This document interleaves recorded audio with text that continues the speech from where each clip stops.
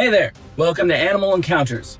Today we're walking through 5 hunting incidents. From a man who made a grizzly bear attack him after trying to hunt it down, to another man who tried catching an elk. But first we dive into the story of where a hunter thought a bear he hunted was already dead. The 4th of October 2016. A cold front had been pushing through the high country for 2 days, dropping temperatures across the upper ridgelines and loading the timber with early season snow. By mid-afternoon, the sky had gone flat gray, and light inside the dense forest was already fading faster than the hour suggested. Darren Holt, 44, had been hunting elk in mountainous backcountry terrain for more than 2 decades. He was familiar with the drainage he was working, a steep, timber-choked system where elk moved between bedding areas on the upper slopes and feeding ground in the valley bottom. He had hunted the area in previous seasons and understood the terrain well enough to navigate it without a marked trail. He entered the forest alone that morning during the archery season overlap, carrying a bolt-action 300 Win Mag rifle as a sidearm, standard practice among hunters working in areas with documented grizzly bear activity. A cached carcass, alone, late in the day. I want to stop the account right here and note that 3 of the worst conditions for a grizzly encounter are already present before anything happens. Holt had been working the drainage for several hours when he located a mature grizzly bear in heavy timber approximately 55 yards ahead. The bear was on an elk carcass, partially concealed behind a cluster of fallen logs. The carcass appeared to have been cached, partially buried under dirt and debris in the manner grizzlies use to protect a food source they intend to return to. A grizzly bear on a cached carcass is in a defensive food guarding state, one of the most reliably dangerous contexts for a human encounter with this species. Holt fired once from his standing position. The bear collapsed behind the fallen logs and stopped moving. No secondary movement was visible from his position. I've read enough of these reports to know that no secondary movement is where the trouble starts. Standard protocol for dangerous game requires a waiting period of no less than 30 minutes before approaching a downed animal, combined with continuous visual observation from a safe distance. The specific behaviors that indicate a wounded bear is still conscious include visible respiration, muscle tremors, involuntary limb movement, and eye tracking, all observable from distance before any approach. The protocol exists precisely because grizzly bears are capable of remaining conscious and reactive for an extended period after receiving a wound that appears immediately fatal from a distance. The combination of fading light and incoming snow created time pressure. Holt shortened the observation window. He chambered another round, moved around the end of the fallen logs, and began his approach from directly behind the animal. From directly behind, that detail matters. An approach from the side or the front gives you the animal's face. From behind, the first thing that tells you it's alive is the attack. The single shot had passed through the bear's left shoulder musculature and clipped the near lung without reaching the heart, the spine, or the far lung. This wound type, often described as a single lung hit, is one of the most commonly misread in the field. The force of the impact caused immediate neuromuscular collapse, mimicking the appearance of a lethal hit. The animal may be completely still, eyes closed, with no visible respiration from a distance. But without destroying the heart, spine, or both lungs, a bear in this condition can remain conscious, alert, and physically capable for several minutes. The grizzly on the ground behind the fallen logs was still conscious. At less than 10 feet from the bear, Holt noticed tension returning to the shoulder muscles and saw one eye tracking his movement. 10 feet. I think about what 10 feet looks like in a timber-choked drainage with deadfall underfoot and a rifle that isn't shouldered. There is no good version of that. Before he could bring the rifle fully to his shoulder, the bear launched from the ground. The impact struck him with enough force to drive him backward into the deadfall. The rifle discharged into the dirt during the fall. The attack lasted under 30 seconds. The bear directed the first sustained contact to Holt's left forearm, crushing it while he used both arms to shield his head and neck from the bear's jaws. Repeated biting followed across the neck and upper back. Defensive grizzly attacks on humans, particularly hunters, who have approached wounded animals near food sources, follow a consistent behavioral pattern. The bear is not hunting. It is neutralizing what it perceives as a threat as rapidly as possible. The attacks are concentrated, overwhelming, and short. The bear disengaged within 30 seconds. A second hunter working the drainage approximately a mile away heard a single gunshot followed by shouting. Darkness fell before he could safely move toward the sound. Search personnel located Holt the following morning approximately 15 yards from the bear carcass, partially obscured by the same deadfall he had been driven into during the attack. The investigation concluded that the primary contributing factor was an inadequate post-shot observation period before approach, combined with a direct approach route from behind rather than from an angle that would have allowed earlier visual confirmation of the bear's condition. Every account in this collection has a version of the same sentence somewhere in the investigation report. The outcome was foreseeable. I believe them. That's the part I find hardest to sit with. The next account adds a second person. I used to think that made these situations safer. Having read enough of them, I'm not sure it does. It may just mean there's a witness. The 14th of September 2014. The afternoon had been clear across a wide river drainage on a remote coastal island in southwestern Alaska, but the weather was changing. A Pacific system was pushing in from the open ocean, and by early evening the sky to the west had gone dark and heavy. Rain was expected before midnight. The river drainage ran through a wide gravel bed flanked by high alder-covered hillsides, the brush thick enough along the slopes that the upper sections were invisible from the valley floor. Brian Mercer, 38, and Kyle Dunn, 35, were non-resident hunters operating under a licensed brown bear tag. They had been in the field for several days, working a drainage system known for producing large, mature males during the fall period. Both men were experienced hunters, familiar with the general protocols surrounding dangerous game in Alaska and hunting legally within the bounds of their licensing. Late in the evening, near the end of their available window, they located a large, male brown bear crossing a gravel bar on the far side of the riverbed. They fired from across the river. Distance, misjudgment produced poor shot placement. The round entered the bear low, through the abdominal cavity, rather than through the shoulder and lung zone. The bear reacted to the shot, turned off the gravel bar, and disappeared into the alder brush on the hillside above the river. A gut-shot bear in alders at last light. I don't know how to make that sound like anything other than what it is. The standard recommendation in dangerous game practice, reinforced specifically in the context of Alaskan brown bear hunting, is unambiguous when a poor placement shot is made on a large bear in failing light. Withdraw from the area. Make no attempt to push the animal further into cover. Return at first light when visibility is adequate to track safely and when the animal has had time to expire. Rain would compromise the blood trail overnight. That is a real cost. But tracking a wounded brown bear into dense cover in darkness represents a risk profile that has contributed to multiple fatalities in the documented record. Mercer and Dunn decided to track before the rain arrived. Now the rain is a real argument. I understand it. The protocol accounts for it anyway. The blood trail left the river gravel and moved uphill into the alders. Within the first 100 yards, the brush density had already increased significantly. By the time the trail had led them several hundred yards up the hillside, visibility had dropped below 3 feet in any direction. The alders formed a continuous overhead canopy, and movement through them required pushing branches aside with each step. The sound of 2 men moving through alder brush is considerable. The sound of a large animal that has stopped moving and is lying still is nothing at all. That asymmetry is worth sitting with. They could not move quietly. The bear did not have to. Brown bears, and specifically wounded brown bears in this context, do not typically continue moving after reaching adequate cover. They bed down, they become still and quiet. They are aware of everything approaching them, long before anything approaching them is aware of where they are. Dunn later told investigators he detected a strong, distinct odor from directly ahead. That was the last interval before the charge.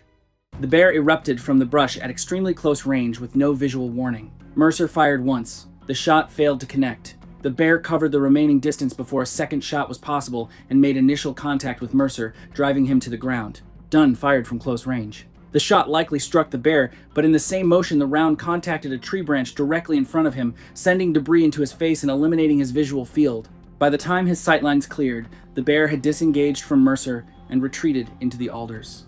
Mercer had sustained fatal trauma to the neck and had lost a critical volume of blood. There was no intervention available in the field that could have changed the outcome.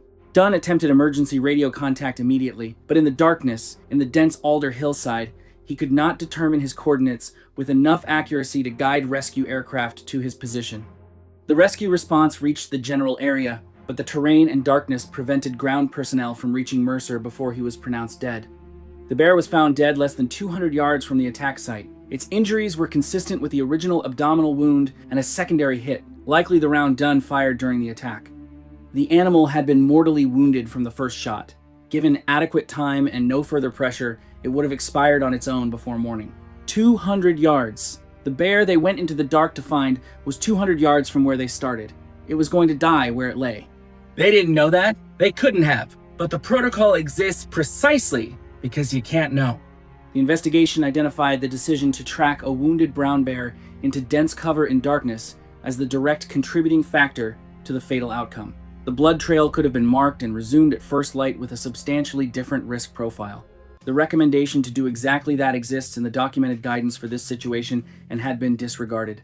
Next is where two accounts, two different species, the same architecture. What I keep returning to is how reasonable each decision sounds when you describe only the moment it was made. The 22nd of July 2017, the afternoon heat across the dry bushveld plain in the interior of southern Africa had been fierce, pushing animals into shade by midday and keeping them there until the sun began to fall. By early evening, the hunting party had moved into a section of open scrub, bordered by denser grass and thorn brush on the eastern side. The sky was clear, the light fading gold across the flat-topped acacia line, and visibility across the open sections of the terrain was still adequate, but the dense grass sections to the east were already losing definition in the failing light. Ethan Crowley, 52, was an international visiting hunter on a professionally guided lion hunt. He was operating under a licensed professional hunter, a mandatory legal requirement in this region, supported by a team of experienced local trackers. The professional hunter had years of experience with dangerous game and was the decision-making authority on all matters of safety and approach.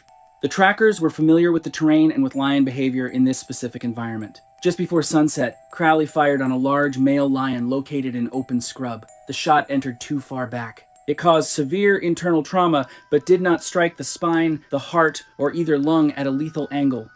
The lion moved rapidly into the thorn brush and long grass to the east and disappeared. The party could hear it vocalizing at intervals a deep, repetitive cough indicating respiratory distress. The lead tracker's assessment was direct and unambiguous. The party should withdraw and return at first light. A lion carrying a severe abdominal wound in familiar territory follows a consistent behavioral pattern. It moves to the nearest dense cover, lies down, and becomes completely still. It does not continue moving. It does not seek to increase distance from the threat. It stops, hides, and waits. Blood loss, tissue trauma, and physiological shock force the animal into a conservative, stationary state. At first light, with daylight and adequate visibility, the tracking process operates with meaningful response time if the animal is encountered. In darkness, in dense grass, that response time disappears. Crowley's party continued tracking by flashlight. This is the one that stays with me longest. The tracker said the right thing. Everyone in that party knew the right thing. They went in anyway. The terrain they entered was fundamentally different from the open scrub they had been hunting in. The grass stood at waist height and above. The thorn brush created irregular wall-like barriers at unpredictable intervals. Shallow depressions in the ground were invisible from standing height until a person was at the edge of them. Visibility in any direction was reduced to a few feet. A hunter with a rifle is an effective match for a dangerous animal at 50 yards, or 30 yards, or even 20 yards in good visibility. At 3 feet in dense grass, the animal has every advantage. I find myself thinking about what a flashlight does to your night vision. Everything outside the beam goes darker than it was before you turned it on. The lion had not continued moving after reaching cover. It had settled into a shallow depression beneath thorn brush within the first several hundred yards of the grass line.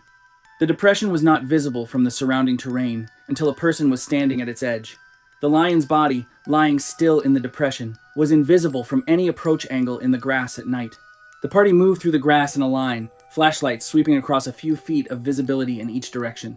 The trackers passed within close range of the depression. They walked past it. That's the part the reconstruction confirmed. They were close enough, and they walked past it, and then they came back around. The lion charged from point-blank range. The first contact occurred before any shot was fired. Crowley was knocked off his feet and driven to the ground. The lion delivered a sustained bite to the neck and upper shoulder, consistent with the documented attack pattern of large felids in close-range encounters. The professional hunter engaged from the side as trained, and the lion was brought down, but the attack had already delivered catastrophic damage. Crowley had sustained severe airway trauma and was losing blood at a rate that could not be controlled in the field. He was declared dead before evacuation aircraft reached the nearest viable point. Post-incident reconstruction determined the lion had remained in the shallow depression from the moment it first lay down. It had not moved. It had been exactly where a severely wounded, exhausted lion would be expected, stationary, hidden, and holding. The investigation attributed the fatal outcome to two compounding decisions: the choice to continue tracking in darkness after a poor placement shot, and entry into terrain that reduced effective detection and response range to a distance at which no intervention was realistically possible. The professional hunter did everything right once the charge started. I want to note that, because it matters. It just wasn't enough. There is a point at which doing everything right in the moment can't compensate for the decision that puts you in the moment. The next story stays with predators, but moves to water, and to an animal that operates in an environment that removes almost every advantage a hunter carries onto land. The 14th of September 2018. The morning had started clear and humid along a remote river system in the interior lowlands of northern Queensland, Australia. By early afternoon, the temperature had climbed into the oppressive range, the sky white with heat haze, and the river was running slow and dark across a muddy bottom lined with dense pandanus and paperback scrub. Caleb Ritter, 33, was a licensed hunter operating under a crocodile management tag, working a remote river system accessible only by flat-bottomed boat. He had traveled to the area specifically during the late dry season, the period during which saltwater crocodiles concentrate in shrinking water bodies, become highly territorial, and are considerably more reactive to perceived intrusion than at any other time of year. He was hunting with a partner, working different sections of the same river bend, with a plan to communicate by radio. Mid-afternoon, Ritter spotted a large saltwater crocodile estimated at over 4 meters, basking on a low mud bank approximately 35 to 40 meters from his position along the opposite bank. He fired. The shot struck high behind the skull, passing through heavy neck tissue without contacting the brainstem or upper spinal column. The wound was not immediately disabling. The crocodile convulsed off the mud bank, rolled once at the waterline, and disappeared beneath the surface. Within seconds, the water had closed over it completely. Saltwater crocodiles are consistently underestimated as a recovery problem in Australia's northern river systems. Adult males in peak territorial condition regularly exceed 400 to 500 kilograms, with a body architecture that has remained functionally unchanged for 200 million years.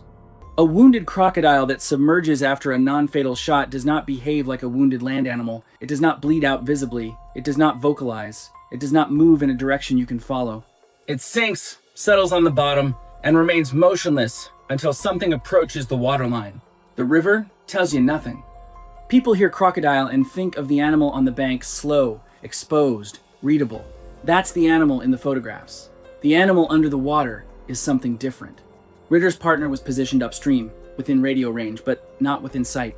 Rather than radioing his partner to converge at the entry point before any approach to the water's edge, Ritter crossed to the mud bank alone and moved to the waterline to look for the animal. A radio call takes 30 seconds. I don't know how to account for that choice, except to say that I've seen it in nearly every one of these accounts. The moment where the simpler, safer option is right there and goes unused. The crocodile had not gone far. The neck wound had not compromised its movement in water, and the animal had submerged only far enough to reach the bottom of the shallows directly adjacent to the mud bank, less than 3 meters from where Ritter was now standing. Visibility below the surface was zero. The dark, tannin-stained water gave no indication of depth, position, or proximity. The mud at the bank edge was soft enough that Ritter's boots sank slightly with each step, generating vibration that transmitted directly through the substrate into the water. Saltwater crocodiles detect prey at the waterline through a combination of pressure wave sensitivity, vibration detection through the jaw and body, and visual tracking from below the surface. A large animal standing at the edge of a mud bank, shifting its weight, is not invisible to a crocodile lying on the bottom 3 meters away. It is the opposite of invisible. Ritter crouched at the waterline to look for a blood trail in the shallows. The crocodile came off the bottom without warning. The initial strike was a full-force lateral lunge from the shallows, the animal's jaws closing across Ritter's lower right leg at the moment of contact. The momentum of the lunge, carrying both of them sideways along the bank edge. The rifle was displaced from his grip and landed several feet away in the mud. The crocodile initiated a death roll immediately, a rotational movement that generates torque sufficient to separate limb from joint, and the combination of the roll and the bank edge drove Ritter into the shallows. The rifle in the mud. That detail appears in the physical evidence reconstruction, and I keep coming back to it, the specific image of it lying there a few feet away while the animal was still above him. Ritter's partner heard shouting upstream and moved toward the bank immediately, but by the time he reached the mudflat, the crocodile had already retreated into deeper water. Ritter died at the scene from a combination of traumatic limb injury, blood loss, and submersion. Investigators later reconstructed the incident from physical evidence and determined that Ritter had approached the waterline alone to follow a wounded, submerged animal in zero visibility water, without confirmation of the crocodile's position, without his partner present, and without a viable retreat route once at the bank edge. Each factor was identified as a direct contributor to the outcome. The fifth account is structurally different from the others. The man who died did not fire the shot that set things in motion. He was not tracking his own animal. He descended into terrain that was already closing around something that had nowhere left to go. In the 18th of November, 2013, a cold, wet fog had moved into the low ground overnight across a forested mountain range in the Carpathians of central Romania. By morning, it had not lifted. The ridgelines above were visible, but the lower sections of the forest, the steep-sided ravines cut by seasonal water, were dim and close, visibility limited to the nearest trees. Victor Marin, 47, was a licensed hunter with years of experience in this terrain. He was participating in a driven hunt, a coordinated method in which dogs push game through the forest toward a line of stationed hunters, while others work the perimeter to prevent animals from breaking out of the drive zone. Driven hunts for brown bear operate on the same principle as any driven hunt. Multiple hunters, with clear assigned positions, maintain collective control over a moving animal. A hunter who moves from his assigned station breaks that collective control and introduces variables the group cannot account for. The system works when everyone holds their position. Marin had years of experience with this terrain. He knew that. He left his position anyway. During the drive, a large male brown bear had separated from the area, being pushed and broken downhill from the primary drive corridor, moving into a steep ravine below the main hunting line. The ravine was narrow, the walls steep enough that movement along the bottom was channeled into a single corridor, and the floor was wet, heavily folded clay and rock. The dogs continued working the ridge above, audible from the ravine floor as a continuous sound without a clear direction. Marin descended into the ravine. From the ridge above, other members of the hunting party called out for him to hold his position until the animal's location had been confirmed from high ground. Marin continued down. Someone above him was already doing what needed to be done, confirming from high ground. He went down anyway. I don't have an explanation for that. The report doesn't offer one either. Brown bears rank among the most dangerous quarry in the European hunting tradition, and large, mature males represent the highest risk category within the species. A large male bear in the Carpathian population can exceed 400 pounds, with dense muscle mass concentrated through the shoulder and neck, and forelimbs, capable of delivering strike force that has been documented breaking the skulls of large livestock. The ravine walls, the dogs above, Marin descending between them, they closed every exit. That doesn't make what happened inevitable. It makes it much more likely. At the bottom of the ravine, the walls rose steeply on both sides. The ridge above was held by the dogs. The bear had moved into the narrowing lower section with no viable exit that did not require moving toward either a hunter or a dog. It had settled into a depression in the ravine wall behind a section of brush and remained motionless. With dogs working above and a hunter descending below, scent and sound signals in the ravine were chaotic and multidirectional. The bear likely detected human presence through intermittent scent and sound cues, but remained motionless while concealment remained viable. It did not need to locate Marin precisely. It needed only to hold still until it could not.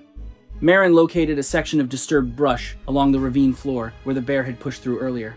In the absence of movement or sound from beyond it, Marin interpreted the stillness as confirmation that the animal had moved further down the ravine. He advanced toward the brush. Stillness reads as safety. That misread appears in 4 of the 5 accounts collected here. The animals are not still because they are gone. They are still because stillness is working. The charge came from within the brush, at close range, uphill and directly toward Marin before he had cleared the edge of the depression. Marin attempted to pivot sideways on the ravine floor. The wet clay mud failed to hold his footing, and he slipped. The bear's right forepaw delivered a downward blow to the upper thigh that produced catastrophic soft tissue damage and major vascular injury to the femoral region. The force of the impact simultaneously drove Marin into the exposed rock face along the ravine wall. A second strike contacted his upper back and shoulder before the bear broke away, moving upslope along the only available escape corridor away from the dogs. The rifle in the mud. That detail appears in the physical evidence reconstruction, and I keep returning to it, lying there a few feet from where he fell, while the bear was still above him. Other hunters descended into the ravine and reached Marin within minutes. The injury to the femoral region was immediately obvious from the rate of blood loss, and improvised compression was applied using belts, jackets, and whatever material was available. They reached him in minutes, and it wasn't close. That's the thing about a femoral laceration in the field. The math is brutal, and it doesn't negotiate. Marin lost consciousness during extraction and was pronounced dead before reaching a medical facility. The post-incident review determined that the bear had been concealed and motionless in the depression from the moment it had settled there, consistent with documented brown bear behavior in enclosed terrain when movement would expose the animal to threat from multiple directions. Thanks for watching today's video. If you liked it, go ahead and click like and subscribe. We'll see you next time.